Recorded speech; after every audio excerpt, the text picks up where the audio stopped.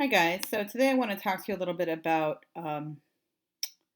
positive and negative space and also primary, secondary, and even tertiary points of interest. So I've drawn this design with a primary point of interest and it's fine, and I could even maybe add some lines that give you a little bit more interest to it. So it's almost like a sun, and that's fine, but the only thing is it's kind of alone.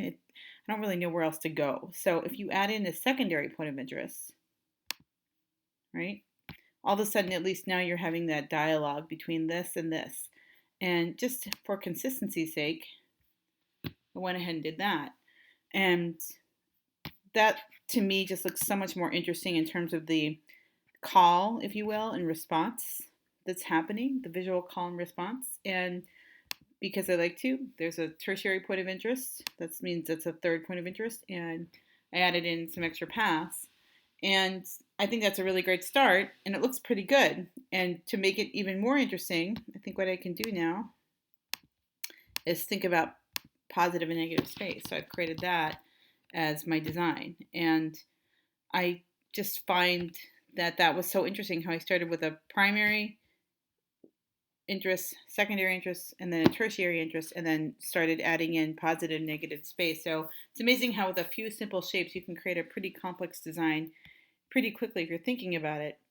And just to show you, because artists do this all the time, when you are working with artwork, having that primary and secondary point of interest is so interesting. So here's a great example of what I'm talking about. This was a piece of artwork where there's clearly a primary point of interest because of the color, but there's really no dialogue happening between this unicorn, if you will, this shape, and these guys over here. So by taking the primary point of interest and moving it over to the side and keeping it primary and then grouping these guys together and kind of moving them further back, if you will, or making them smaller so they look like they're further back.